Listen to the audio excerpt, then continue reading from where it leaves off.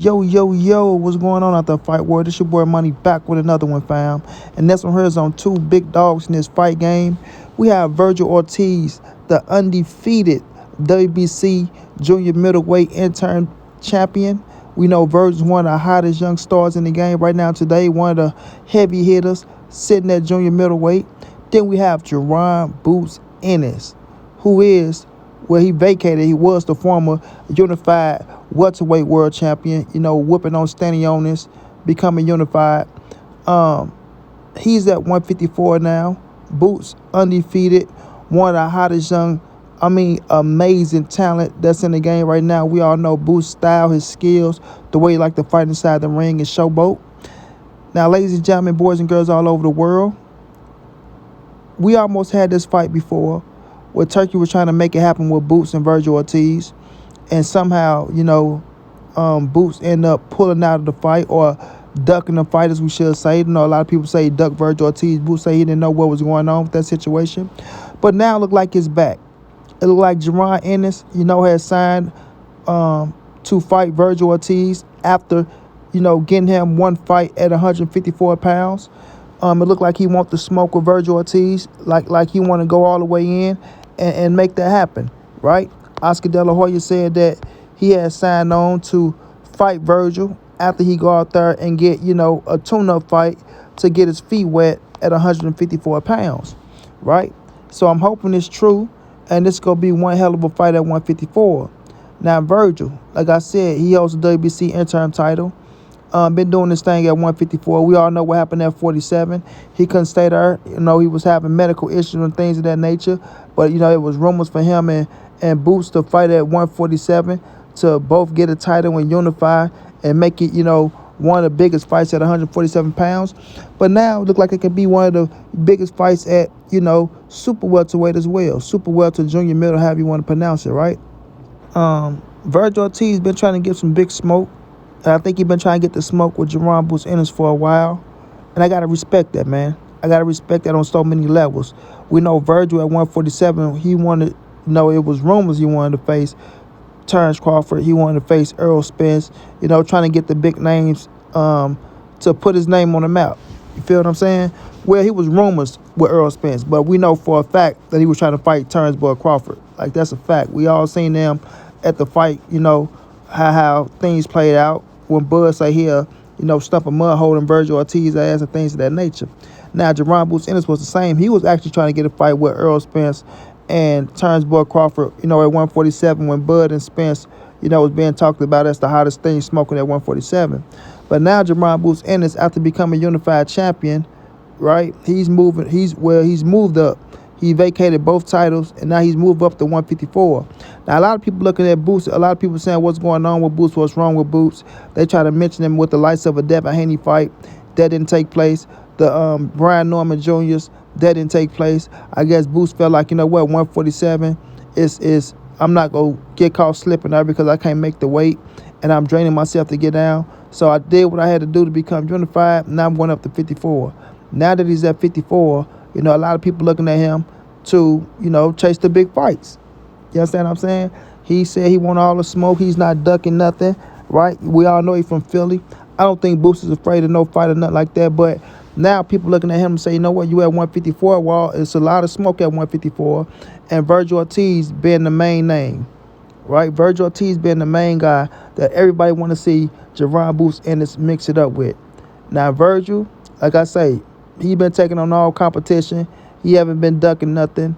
You know what I'm saying? He's been trying to put his name on the map, become one of the top shotters, become one of the world champions. So you go out here and start making his money, making big bags, putting on big shows and things of that nature. Everybody know Vergil's style, bro. He go come, he go fight. Defense got to get a little better, in my opinion. But nonetheless, Vergil coming to try to knock your ass out, and he go give you a show. You know what I'm saying? He go give you a show. He's fan-friendly, and everybody love that about him. You know what I'm saying? They know when Vergil get into the ring, he's coming to try to hurt you.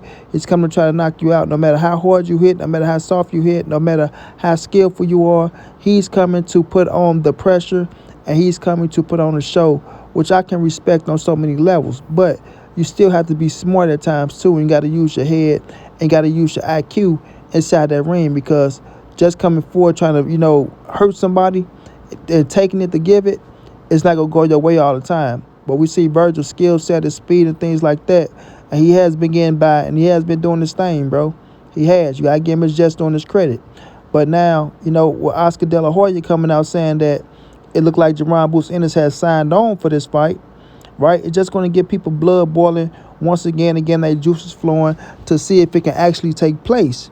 You know what I mean? So that's what it's gonna come down to, right? We gotta see who Jaron Ennis is gonna fight next. So we know if he get a fight in, we know Vergil, he wanna get a fight in. He don't wanna just be sitting out, just wait like he's waiting on, you know what I'm saying? Jaron Ennis not knowing what's gonna happen after, the previous time he ghosted him and shit like that. Just gotta call it for what it is, bro. Gotta call it for what it is, right? We thought this fight was signed, sealed, and delivered. Jaron said, nope, I'm not gonna fight him. You feel me? So now, that can be in the back of Vergil's head, like, okay, man, the dude said he was going to fight me before it didn't happen. We tried to negotiate and things of that nature. So what is it going to look like now? With Turkey Al-Sheikh being in the mix, with all the money being in the mix and things like that, I know a lot of people keep screaming, oh, man, he ain't got this, he ain't got that. A lot of people keep saying he's paying this, they not making this much. Hey, he can pay them some good fucking money so they can get inside that square circle and make this fight happen. You know what I'm saying? Some damn good millions. So I feel like, just me, I'm gonna stay positive. I'm gonna stay on the up and up scale. I'm not go down the fight. I'm not gonna say it's not gonna happen. I'm gonna say it's gonna happen. It's gonna happen. Like I said, I don't think Boots is afraid of nobody. I don't think Boots is afraid of Vergil Ortiz. I damn sure know Vergil Ortiz ain't afraid of Boots. You know what I'm saying? But sometimes you do want to get your feet wet when you're moving up in a different weight class. You don't want to just jump right into something. I seen somebody said, well, Terrence Crawford, he went straight up to 54. He didn't need a tune-up fight in Madrimov. And now Terrence Crawford jumping straight up to Canelo Alvarez. He didn't need to tune up, right? So why do Boots? Everybody is different. Everybody is different. You know what I'm saying? Some people feel like they need tune-ups. They don't want to get caught slipping. Then, hey, that's what it is. If you feel like that's what you got to do to put yourself in the best position to win, I'm not going to knock you. I'm not going to knock you at all, right? Because at the end of the day, it ain't like this fight is oh, man, we got to rush it. Both of these dudes is old. We tired of waiting. Nah, both of these dudes are still young. Both of them is still young, right? So this fight ain't going nowhere too soon, and it's damn sure ain't going to be a boring fight when it do take place. Because we know both of their styles, how they get down. You understand what I'm saying? Now, this going to be a hell of a fight, man.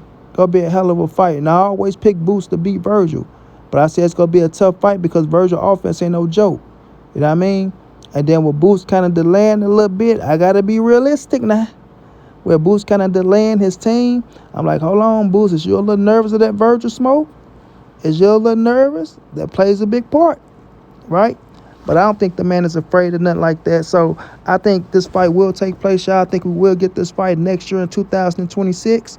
I do give Boots, a tune-up fight. Like when you coming up in any division, I ain't the type to say, man, go right. No, if you feel like you need a tune-up or you need to feel like you need to get acclimated to the weight, I'm not going to tell you not to do it. You know what I mean? Who am I to say don't do it?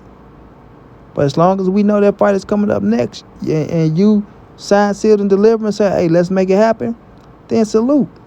Salute, salute, salute. Do your thing, get acclimated, and get ready for one of the biggest fights in boxing. That's going to be a fucking banger. A fucking banger with Jaron Ennis and Vergil Ortiz. You feel me? Now that's going to shake some shit up. That's going to have the boxing world buzzing. You feel me? So shouts out to Boost, man. Shouts out to Vergil. Shouts out to Oscar if he can pull this shit off. You know what I mean? This the fight we need. Let's make it happen. Salute to both of them. Wish them both the best. Straight like that. And money be on to the next.